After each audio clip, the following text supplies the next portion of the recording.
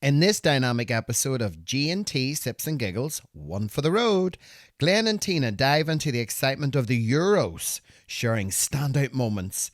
They then serve up insights from Wimbledon, discussing the biggest upsets and incredible plays. The duo also chat about the latest Celine Dion documentary and her inspiring resilience. Finally, they tackle an engaging listener question in their popular Sip and Share segment. So, grab your favourite drink and tune in for a blend of sports, music and heartfelt listener interactions, all served with a generous pour of laughter and camaraderie.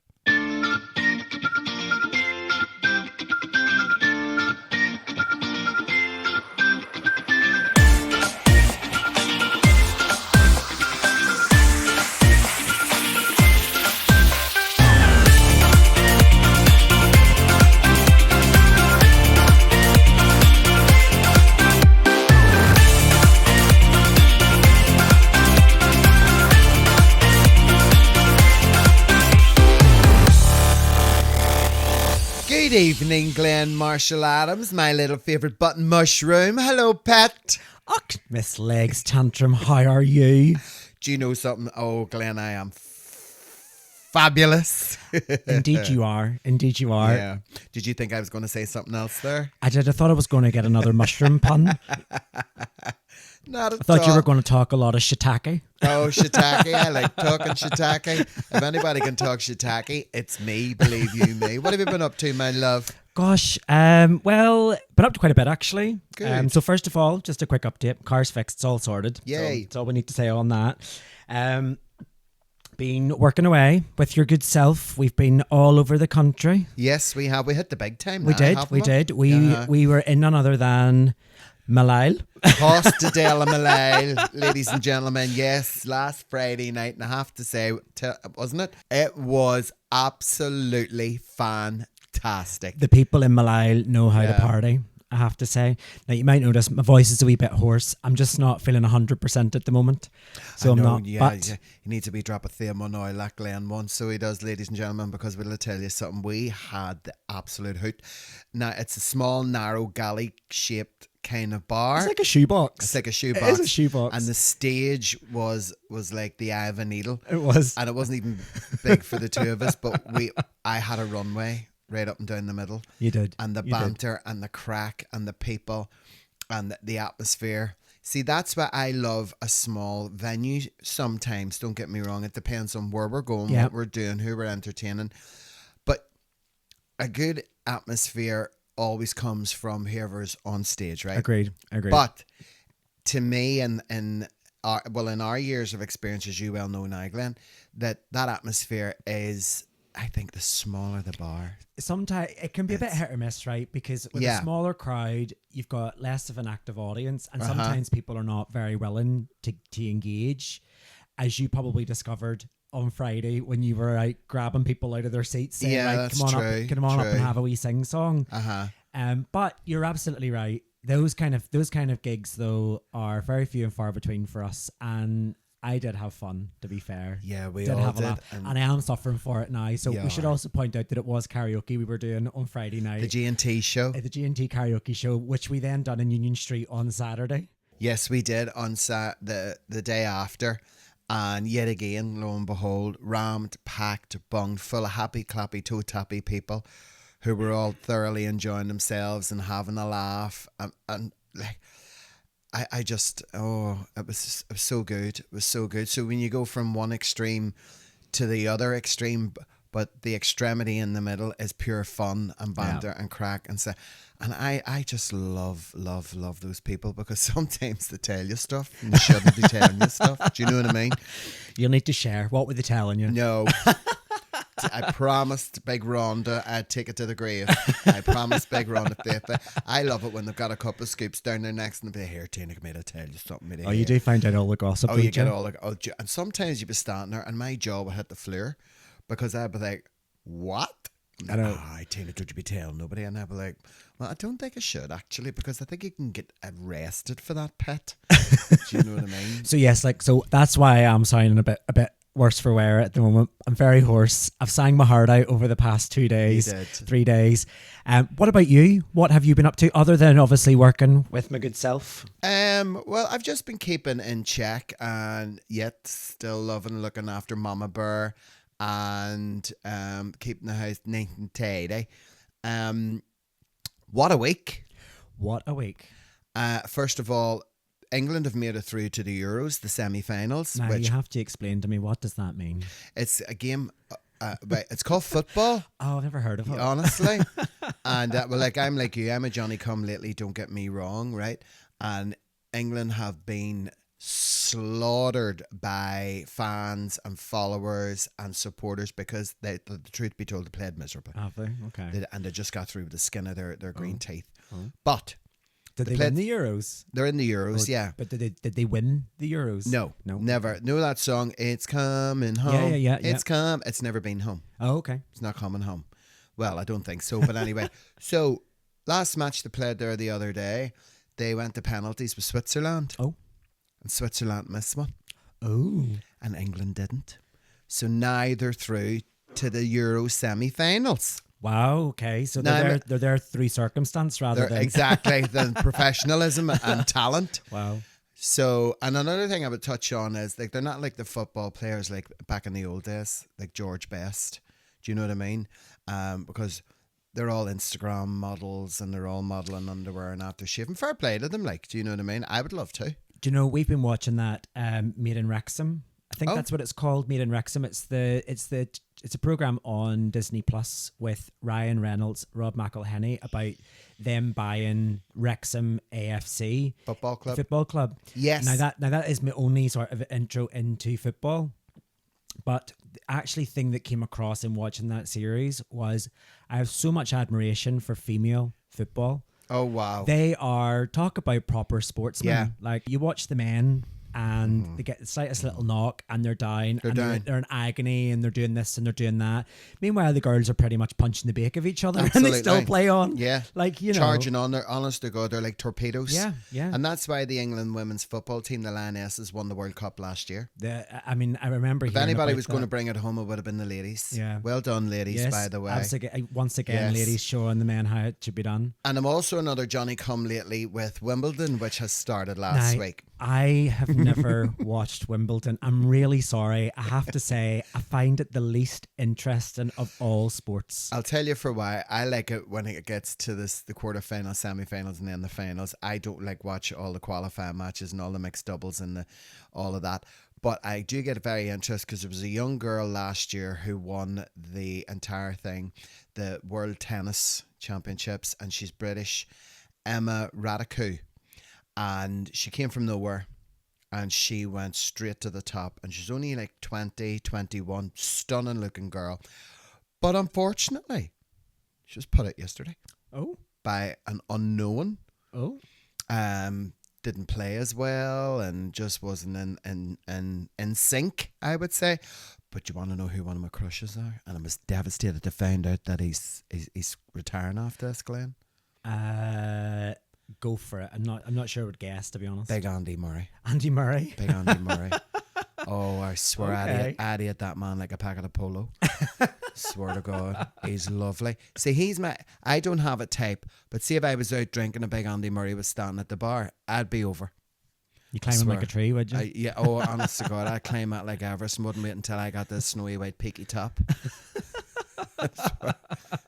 I wouldn't take no for an answer. See if he was to say to him, sorry, I'm not into you, but you don't have a choice.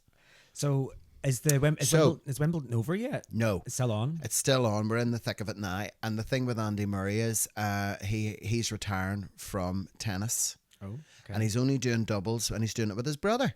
Right. Okay. So and their mummy was their coach all their lives. Judy Murray. Now I remember her. Remember Judy? She was on Strictly. She was. She was into everything a couple of years ago. You see, that's when Andy Murray hit the big time. Oh, okay. And then he had a bad hip because he had osteoarthritis in his hip. Okay. And then he paid a small fortune to get his hip done. He got his hip done. So he did. Got hip done. So he did. Yes, but now he's back, and he's having problems with his back. Wow. Okay. So he's had surgery, and he's just not fit enough to do the men's singles. So he hasn't. But I texted him the other day and I says, look, I have a brand new 5-seater hot tub around the number 97. If you want to come all around and jump in and take a wee dip, I'd put Thumper into bed. I'm on you round. Actually, Murray. it's funny you mentioned that. I don't know, just on the interest of ailments and illness and what have you. Have you watched I Am Celine? Not yet. Okay, so it's on Amazon Prime. In fact, it's on most of the streaming services, but it is free on Amazon Prime at the moment. Right. It's a documentary, and if people don't know, it's a documentary that follows Celine Dion. Mm-hmm. The documentary starts 2017. It's just before she's starting to have problems with her chronic illness, which is known as stiff person syndrome. Right, okay. I have to say, bit traumatic in parts. They show one scene where she is having, I can only describe it as an episode of her illness. Okay. So do you know when people have seizures, their muscles get all really tense and they contort, and it was very much like that. But she's got a wonderful team around her, I have to say. Okay. But they left it in the documentary and my heart broke. Seeing such a kind soul. Like, I know that she's a bit wacky at times, and we also have to take the mickey out of her. Wacky.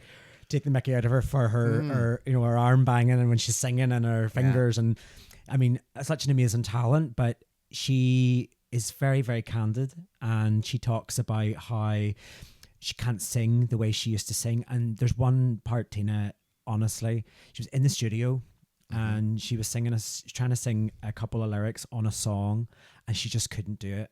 And when you sort of see in somebody's eyes their world crumbling, pain, just, it's such a sad state of affairs for Celine. Yeah. But as I say, she's surrounded with the best people. She's got people looking after her. She's not down and out. She's struggling, but she's determined. And she's talking about how it's like 1 in 1 million people is impacted by this in the world. So it's extremely rare. Wow. But it's just, you have to watch it. Yeah. And of course, for our listeners, watch it. It's a real eye opener, and it's something that isn't it's not very well known. No. So the treatment isn't really there for it. Okay. But it makes your heart break, especially because so like how much of an amazing talent. The woman could sing a phone book. Yeah. And it shows you her, her performances over the years, and singing songs by Tina Turner and Whitney Houston, and belting out those really high notes to watching her struggle to sing the very basics, which you just know she would have never had an issue with. Stiff person syndrome. Stiff person syndrome. Because what I have been noticing on social media is people who watch it, and every single person who would come up and say, just watch the Celine Dion documentary. It's I Am Celine Dion. I Am Celine Dion. Yeah. And they all just put tears emojis, like it's really squealing, sad. Crying. It's really sad. It's the fact, I think, that it's happened to such a nice person as well. Here's my thought on it. Why not? I get it. The reason I'm saying that, I'm not being cruel, I'm being practical, because nobody deserves to be ill. Everybody deserves to be healthy. However, I totally and such admiration for it, because she's not hiding behind, and she's saying, this is what I am now. This is me, but it's not forever. Yeah. And somebody somewhere is going to be watching this with the same symptoms, with the same confusion, with the same heartache, feeling their life slip away, and going back to listening to her diagnosis, listening to what she went through, how she overcame, how she's overcoming, and how she's going to move on. That kind of, you know what I mean? Well, it gives another person strength, doesn't it? And absolutely. It just shows that you can have all the money in the world, because let's be honest, Celine's not shy of a few bob. No, she's not. She's got a few shillings. She's got access, I would assume, to some of the best medical care on the planet. Yeah. And this is a very rare thing. So it raises people's awareness. It gives people who are afflicted by such an illness strength to know that there's somebody there that's actually raising awareness and putting it out there, and perhaps, who knows, maybe will spur research into it, Well, hopefully it will, because I just think that certain things happen in our lives that make you think, why? Yeah. And do you know where I got that from? Do you remember, obviously the president of America, Joe Biden? Yes. Well, his son was called Bo. Okay. And he was high up in politics and he was in the army. Very good looking fella. And he was happily married and he had 2 young kids and he fell ill. Okay. And then it turns out he had terminal cancer. Oh, goodness, right. And that broke Joe Biden's heart. Right. And he done an illustration of Screaming at Heaven. And it was somebody had done an artist impression of Joe Biden. And he was overholding his son's headstone saying, why me? And God responding back, why not? Mm-hmm. You know, because he has been given this platform. He was vice president to Barack Obama and all that kind of stuff. And that really stunned me. You know, when you say when something happens, well, why me? Well, why not? Yeah. You know, it's how you challenge yourself when life hits you a kick in the backside or anywhere else. You can lie there and you can cry and you can yap and you can moan and you can gurn and you can whinge and you can blame everybody else. But see, while you're down there, take 2 minutes and then get back up again. Yeah. And then start all over again. You know, because I honestly believe your health is your wealth. You can have as much money as Celine Dion, as much power as Joe Biden. But you know what? We're all only human. Well, this is it, isn't it? This is it. That's your life lesson from Tina Lake's Tantrum and Glenn Marshall Adams. Ladies and gentlemen, so it is. So the next time something happens, you go, why me? You just look in the mirror and go, why not? Why me? Ask Linda Martin. Big Linda Martin. God love her. God love her. I didn't really want to talk about this before, but I think I should because I see it on a daily basis. One thing that really ticks me off is people who get dogs and leave them in the garden. Okay. I don't know why they do it. I understand you might have a busy household. I understand you may have kids or, you know, or you can't walk the dog. Do you mean people who have dogs but to live in the garden, you mean? They live in the garden. Okay, right. I see what you mean. And they walk past it going in and they walk past it going out and they give it a wee pet in the head and things like that. I understand. And they're not being cruel per se. Do you know what I mean? Phone somebody and say to them, listen, if I give you a couple of pounds, will you walk a dog for me? It's a funny thing, isn't it? I think it's a generation thing, to be honest. Yeah. Because I think as a nation of dog lovers, I think it's really probably only been within like the last, I would say 20 years. Maybe not even as long as that. Yeah. I would say really in the last 20 years, we've become really a nation of dog lovers. We have. I mean, like serious, where the fact that to the point now where we see dogs as an extension of the family. That's it. Rather than a pet.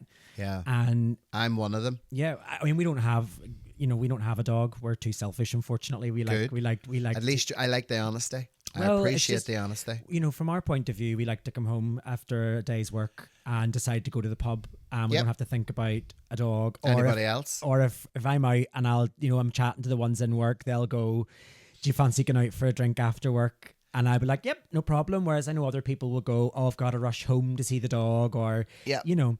But I think, this idea of dogs being like only deserve to live in the house rather than outside, I think that's a relatively new. I mean, I'm not a dog owner, so I'm just telling you my view on it. But I totally get your point, though. It's like, why bother having a pet if you're not going to show it the love and affection and the attention? Absolutely, and I'm sure that those dogs in the garden are very well looked after, cared for, and loved, and all of those other things. But go you and sit in the garden for 8 hours. You've got a point. Go you and piss in the garden for 8 hours. Go you and do your business in the garden for 8 hours. Go you and lie on the wet grass and sit in the rain when it rains. It's only a wee shower. Well, go you and sit in it. Put your big coat on and go out and sit in it and see what you like. And it's 22 degrees outside or it's freezing outside. Yeah. And you've only got that one coat. Yeah. You know what I mean? And I just think it's very sad. And I think the alternative would be honest with yourself. If the dog is a nuisance and it's just not working out for you, beautiful when it's a wee pup, right? If you can't get somebody to walk it, give it to somebody who can. Mm-hmm. You know? Sip and share. So this is our sip and share segment, and we have yet another listener question. Oh, fantastic. This question comes in on Instagram from someone called Fur. Try that again. This is an Instagram question from Veronica Kyo. Veronica's question is, hello guys, My question is for you, Tina. If Tina could play any leading lady in a film, who would it be? What would the film be called? And who would be your leading actor? Absolutely love the podcast. It's entertaining, educational, and real. Heart emoji, rainbow. Heart emoji, rainbow. Oh, isn't that lovely? Thank you, Veronica, darling. Yes, Veronica, thank you so much for your Now, question. if I was in a movie, If Tina could play any leading lady in a film, who would it be? Julia Roberts. Okay, and I'd love to know why. Well, definitely because she's stunning, like me. She's successful, like me. She's articulate, like me. I love that hooker vibe in Pretty Woman, honestly. But that's not my favourite role Julia Roberts played. Okay.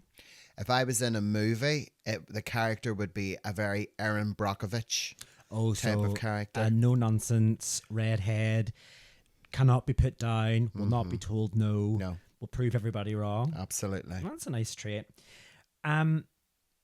What would the film be called? Oh, what would the film be called? Justice by Tina. Okay. And who would be your leading actor? Oh, Lord. Sylvester Stallone. That's a really random choice. Yeah, You're going to have to elaborate. What's the Sylvester Stallone? Okay, so I'm going to open up a bit here and I make it a wee bit emotional. Wait. Let me press play on the really sad music. I'm going to get up and hit you in a minute. So I am.